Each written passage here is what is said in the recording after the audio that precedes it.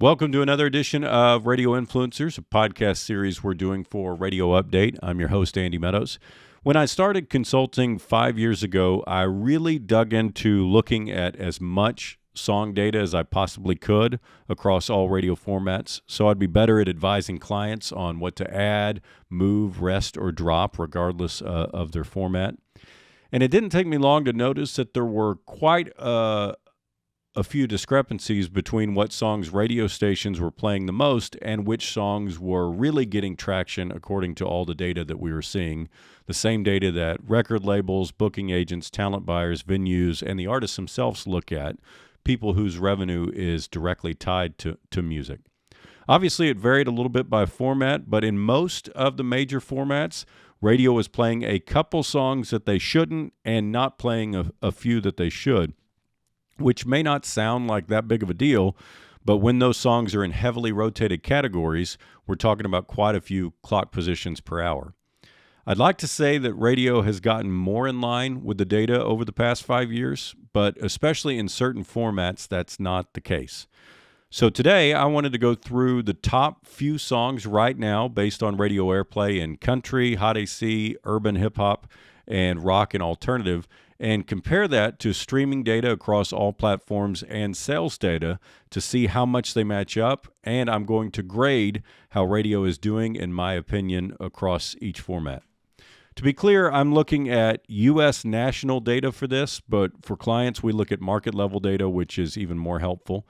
Yes, it's true that most of the top songs are the same from market to market, but there are a handful of regional and local differences we see at the market level data that can give stations an advantage over the competition, especially a direct format competitor. If you'd like to know more about these local and regional differences in your specific market, email me at andy@radiostationconsultant.com, or you can schedule a meeting with me at radiostationconsultant.com, and I'll share some of the highlights. Like I mentioned, I'm comparing the U.S. national list from November 29th through December 5th based on data from across all the streaming platforms and song sales to the radio airplay charts from November 30th through December 6th, roughly the same period for each format, and we're going to start with country. Based on airplay, the number one country song in the nation last week was Ella Langley and Riley Green, You Look Like You Love Me. Good tune.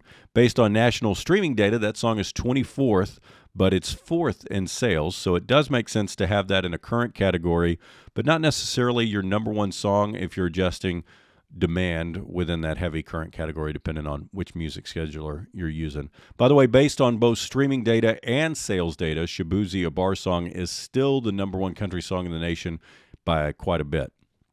The number two country song, radio airplay-wise, George Burge Cowboy Songs, has a much bigger discrepancy. That's 757th based on streaming data, but 42nd in sales data. If you're asking yourself, how could a new song possibly be 757th based on streaming data when there aren't obviously 757 new country songs out? That's because some new songs don't get streamed as much as some songs that have been out for a while, like say anything Morgan Wallen's or Luke Combs have released in the past few years, and even some much older songs like Brooks and Dunn, Neon Moon, that streams incredibly well still despite coming out in 1991. And by the way, we see that in a lot of the market level data as well. But if current songs that radio is spinning the heck out of were getting traction with the audience, they wouldn't be that far down, and most of them aren't.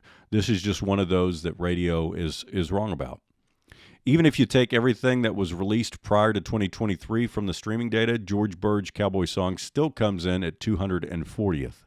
I hate to pick on that specific song. Nothing wrong with it. I kind of like it, but I'm just using it as an example because its airplay doesn't match with the other data. Still on country, Co Wetzel and Jesse Murph duet, High Road, is a little more in line, third based in airplay, 20th based on streaming, and 16th based on sales. There are, however, multiple other new songs country is overplaying, and a few it's missing out on altogether. Zach Bryan, Pink Skies, and before that, Zach Bryan, I Remember Everything with Casey Musgraves, two examples. So for all of those reasons, I would give country radio an F right now. It's not currently reflecting what the audience is listening to, and I'll get into why I think that is after we run through some of the other formats. Moving to Hot AC, Miles Smith Stargazing is number 1 based on radio airplay. It's 29th based on streaming and 13th based on sales data. Lady Gaga and Bruno Mars are number 2 in radio airplay, and believe it or not, that's exactly where they are streaming-wise, and they're 3rd in sales. Sabrina Carpenter Espresso is number 3 in radio airplay, but it slipped to 11th in streaming. It was number 1 at one point, and it's now 14th in sales. So overall, Hot AC stations are doing a pretty good job lining up with all the data, especially at the top, which is, of course, the most important because those songs play more often. Further down, they do miss a few, but because they're getting the top ones right, I'd give Hot AC an A. Moving on to urban hip-hop. Based on radio airplay, the number 1 song is Future, Too Fast. That's 707th in streaming data and 245th in sales. Based on radio airplay, number 2 is Chris Brown, Residuals. That's 151st on streaming, but 35th in sales. Glorilla TGIF is number 3 in airplay. That's 39th based on streaming and 32nd in sales. So in my opinion, radio is off here as well, but I'm going to give urban hip-hop a C here because that format is incredibly complicated right now. Hip-hop artists are absolutely leading the way in how music should be released based on how people consume music today. Namely, the artists put everything out at once and then push the one that's getting the most traction. So radio just needs to figure out how to catch up, which I'll expand on here in a bit. Finally, rock and alternative. The number 1 tune based on rock airplay is Bad Flower Detroit. It's also 12th on alternative airplay, by the way. That's not even showing up in the top 2,000 on streaming, and it's tied for 805th in sales. Breaking Benjamin is 2nd on rock, 44th in alternative airplay. It's 789th in streaming, but 39th in sales. Jelly Roll Liar is 3rd, but that's on its way down, so let's go with 4th in rock airplay. Linkin Park, Heavy as the Crown. That's 123rd streaming-wise and 17th in sales data. Let's run through the top 3 in alternative real quick because they're separate. Dexter and the Moonrocks, Sad in Carolina. That's not even in the top 2,000 on streaming and 1,038th in sales. Sum 41, Dopamine, also not in the top 2,000 based on streaming, 887th in sales.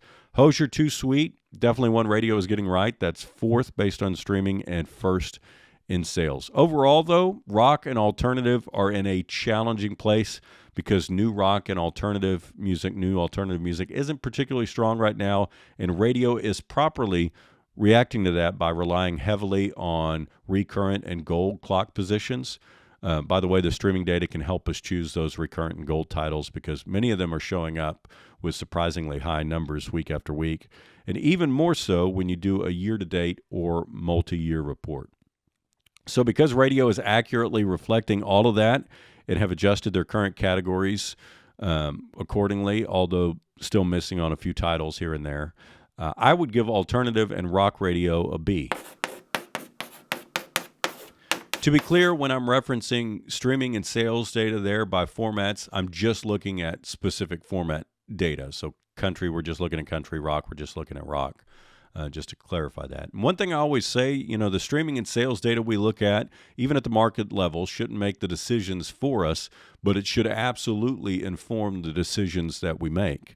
The main reason I believe radio overall isn't accurately reflecting the new music people are listening to is we're collectively trying to force a music industry that's changed dramatically into an old radio model that hasn't changed enough.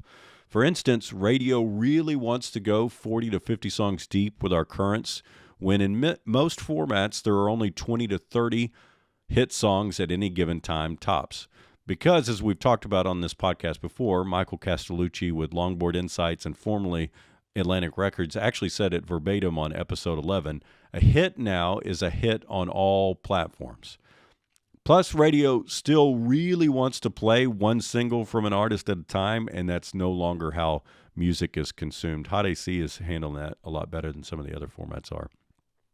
The biggest culprit is this. Too many radio programmers put way too much weight on what other radio stations play, the artist's past performance on radio, and in particular their stations, and way too little emphasis on streaming data and sales data. Why? Because they think there's this massive separation and difference between radio audiences and streaming audiences. There isn't. Everyone streams music on at least one of their devices virtually every week, if not every day, and studies show that essentially everyone still listens to the radio. So there's massive overlap between streaming and radio. This emphasis on watching what other radio stations play leads to many cases where the only thing really driving the spins of some songs is other radio airplay. Hence, in radio, we're collectively convincing ourselves that some of these songs are connecting with the audience when they're not. Radio just believes in them. Programmers also tend to let their gut instinct trump irrefutable data to the contrary. Gut is important and valid and should play a role. There is value in listening to a song to see if we believe it fits the vibe and sound of our format, market, and station, but it's not the whole picture. It's only part of the equation. If we add a song and in weeks in there isn't any other tangible metric that backs up that gut decision, it's time to admit that we missed, which we all occasionally do, and rest that song. Country in particular really also struggles with the artist and label relationships, which are important to maintain as long as the stations aren't just giving, they're actually getting something of value to their listeners for doing the occasional favor. But at the end of the day, we don't work for the labels or the artist, so we want to see some other metric to back up all the songs that we added, especially in our heavy current categories, other than just that the labels and the artists themselves are pushing them hard on us. Again, today I'm referencing a national list from last week. Any station that's in a rated market, we can pull their market level data as well to see if there are any local and regional differences, which there always are. Non-rated markets, we can look at either the closest rated market or the whole state. Hopefully you found this helpful, and I'd love to get your feedback because I know not everyone agrees with me on this, and I'd love to hear from you either way. We'll be back next week with a new episode of Radio Influencers. Radio Influencers is a radio update production. New episodes are released on Tuesdays at 10 a.m. Eastern.